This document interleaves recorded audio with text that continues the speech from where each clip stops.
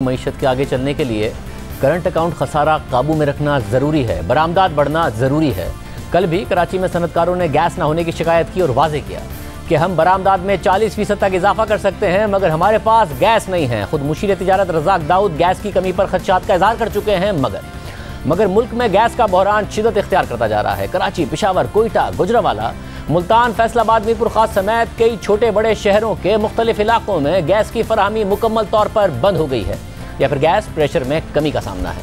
शहरियों के लिए नाश्ता और खाना बनाना मुश्किल हो गया है। घरेलू सार्फिन के साथ साथ रेस्टोरेंट्स और पकवान सेंटर्स को भी मुश्किलात का सामना है। शहरी एलपीजी और लकड़ियाँ इस्तेमाल करने पर मजबूर हैं, मगर गैस की कमी होते ही एलपीजी और लकड़ी की कीमत में इजाफा कर दिया गया है, यानी आवाम हर तरफ से परेशान है। घरेलू सार्फिन के साथ साथ सनतकार भी परेशान है, मगर मसला यह है कि गैस का बहरान आगे चलकर मजीद शिद्दत इख्तियार करेगा, क्योंकि आज द न्यूज़ में शाया होने वाली खालिद मुस्तफ़ा की खबर के मुताबिक सर्दियों के पीक सीजन में के दौरान मुल्क में गैस का बदतरीन शॉर्टफॉल होगा। नवंबर में 444 MMCFD गैस की कमी है, दिसंबर में 717 MMCFD गैस की कमी होगी, जो जनवरी में बढ़कर 961 MMCFD तक पहुंच जाएगी। खालिद मुस्तफ़ा की इस खबर के बाद सोचिए कि अगर LNG के इजाफी 4 कार्गोज आ जाते, 400 MMCFD इजाफी गैस आ जाती, तो बहरान की शिद्दत में कितनी कमी आ सकती थी। और अगर इस हुकूमत ने वक्त पर LNG टर्मिनल लगा लिए होते और गैस पाइपलाइन बिछा ली होती और अहम फैसले और इकदाम कर लिए होते, तो अवाम और इंडस्ट्री इस बहरान से महफूज रहते।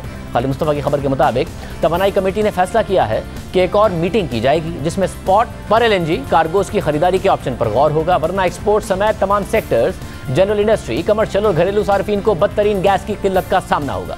मुशीर तिजारत ने भी वजारत तवानाई पर जोर दिया है कि एक्सपोर्ट सेक्टर को बिला तात्तुल गैस की फराहमी यकीनी बनाई जाए, ताकि 38 अरब डॉलर की बरामदात का हदफ हासिल किया जा सके।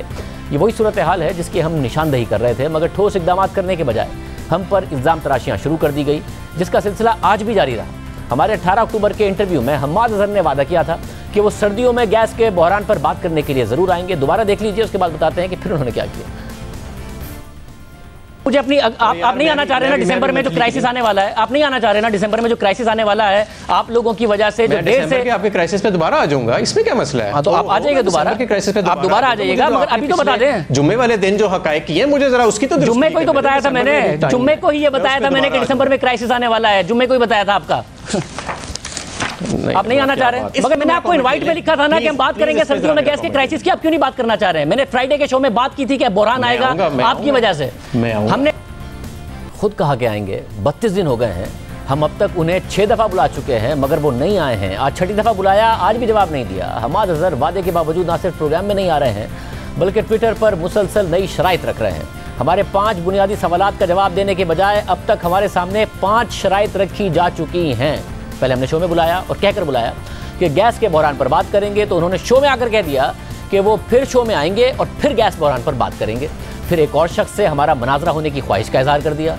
फिर एक और मुतालबा हमसे ये किया गया कि हम अपना प्रोग्राम अपने ही स्टूडियो से ना करें, बल्कि उनकी वजारत में जाकर करें, जहां मिनिस्ट्री, हम्माद अजहर और एक्सपर्ट्स के साथ लाइव शो उनकी वजारत में बैठ के करना होगा।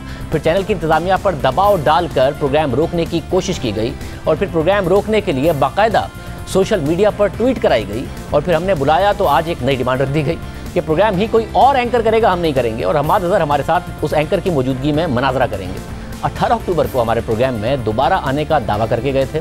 फिर जब बुलाते हैं तो हर दफ़ा एक नई डिमांड सामने ले आते हैं और प्रोग्राम रुकवाने के लिए इंतजामिया पर दबाव डाला जाता है। और दिलचस्प बात यह है कि हमारे कल के प्रोग्राम के जवाब में हम्माद अजहर ने आज के प्रोग्राम में तो नहीं आए, मगर जवाब देते हुए ट्वीट किया कि कल शाहजेब खानजादा ने प्रोग्राम में कहा कि उसके प्रोग्राम बंद करने के लिए कोई बड़ा प्रेशर डाला गया है और ये फाशिज्म है। मैंने जियो इंतजामिया से पूछा कि किसने और कब ये प्रेशर डाला, तो जवाब में मुझे शहबाज गिल के नीचे दिए गए ट्वीट का हवाला दिया गया। अब यहाँ से एक दफ़ा फिर साबित होता है कि हम्माद अजहर बार बार झूठ बोलकर कैसे अवाम को, वज़ीर आज़म को और ख़ुद तहरीक इंसाफ के सपोर्टर्स को गुमराह करते हैं, क्योंकि उन्हें इंतजामिया ने दीगर चीज़ों के साथ शहबाज गिल का ये ट्वीट भी भेजा था, जिसमें वाज़े तौर पर लिखा है कि जियो TV की इंतजामिया शाहजेब खानजादा को हुकूमत मुखालिफ प्रोग्राम करने से रोकें। और ना सिर्फ उन्हें शहबाज गिल का ये ट्वीट भेजा गया, बल्कि उनके इन अल्फाज को भी हाईलाइट करके भेजा गया और इसका सबूत हमारे पास मौजूद है। यानी हम्माद अजहर ने शहबाज गिल के दूसरे ट्वीट का तो जिक्र किया, मगर उसके साथ जो प्रोग्राम रोकने का ट्वीट किया गया, जिसे उन्हें भेजा भी गया और बाकायदा हाईलाइट करके भेजा गया, उसका जिक्र नहीं किया। एक छोटी सी बात पर भी इतना बड़ा झूठ इस बात को वाज़े करता है कि कितने बड़े बड़े झूठ वज़ीर आज़म और आवाम से, हत्ता कि तहरीक इंसाफ के अपने सपोर्टर से बोले जा रहे हैं। हमारे 5 सवाल हैं उनका हमाद अजहर जवाब नहीं दे रहे हैं, बार बार शराइत रख रहे हैं। हम सहाफ़ी हैं, हमारा काम है सवाल उठाना, हमारी किसी से कोई ज़ाती लड़ाई नहीं है, ना ही हम उनके सियासी हरीफ हैं। ये मामला अवामी मुफाद का है। शहरियों के चूल्हे ठंडे पड़ रहे हैं, इंडस्ट्री मुतासिर हो रही है, अवाम और इंडस्ट्री दोनों मुश्किल में हैं, दोनों शिकायत कर रहे हैं, मुल्क की मईशत मुश्किल में है, हुकूमत मुश्किल में है और आइंदा आने वाले दिनों में इस बहरान में मज़ीद शिद्दत आएगी और इसकी वजह हमाद अजहर की नाअहली होगी। लंबी बहस नहीं है, बिल्कुल सादा बात है, बहुत सादा बात है।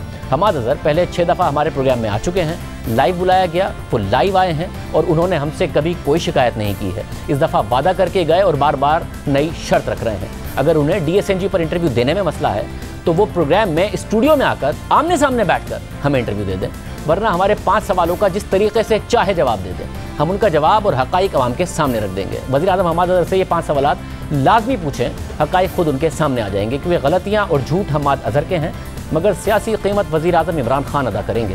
पहला सवाल, क्या नेपरा ने अपनी state of the industry report 2021 के सफ़र नंबर 4 और सफ़र नंबर 19 में ये एतराज़ नहीं किया कि LNG प्लांट्स पूरी कैपेसिटी पर इस्तेमाल नहीं हुए और फर्नेस ऑयल से महंगी बिजली पैदा की गई? दूसरा सवाल, क्या यह हकीकत नहीं कि पहले से मौजूद LNG टर्मिनल्स को उनकी पूरी सलाहियत के मुताबिक इस्तेमाल नहीं किया गया? सर्दियों के चंद माह के लिए हुकूमत 14 कार्गोज का इंतजाम कर सकती थी, मगर ऐसा भी नहीं किया गया। तीसरा सवाल, वज़ीर आज़म हमाद अजहर से पूछें कि क्या यह हकीकत नहीं कि गुज़िश्ता साल का बहरान देखने के बाद रवां साल भी सर्दियों के लिए LNG के टेंडर्स करने में ताख़ीर की गई, जिसकी वजह से 6 से 8 डॉलर्स में मिलने वाली LNG $30 तक खरीदनी पड़ी और जितनी मिली वो भी पूरी तरह नहीं मिली? क्या गुज़िश्ता बरस के तजर्बे को मद्देनजर रखते हुए मुख्तलिफ ममालिक ने मार्च में सर्दियों के लिए LNG नहीं खरीदी थी? क्या पाकिस्तान को सर्दियों के लिए अपनी डिमांड पहले से नहीं पता थी? चौथा सवाल, 3 साल से ज़ायद हो गए हैं, हुकूमती वज़रा के तमाम तर दावों के बावजूद रूस के साथ गैस पाइपलाइन मंसूबे पर कोई ठोस पेशरफ क्यों नहीं हो सकी, हालांकि बार बार दावा किया गया कि काम शुरू होने वाला है? पांचवा सवाल, वज़ीर आज़म हमाद अजहर से पूछें कि क्या यह हकीकत नहीं कि 2019 से मुसलसल दावों के बावजूद हुकूमत अब तक कोई एक नया LNG टर्मिनल नहीं लगा सकी, हालांकि बार बार दावा किया गया कि काम शुरू होने वाला है? ये हैं वो 5 सवाल जो हम मुसलसल उठा रहे हैं, मगर वज़ीर तवानाई जवाब नहीं दे रहे हैं। और अगर हमें जवाब नहीं देना चाहते तो वज़ीर आज़म ही को जवाब दे दें और वज़ीर आज़म ही उनसे जवाब ले लें या फिर आवाम के सामने रख दें।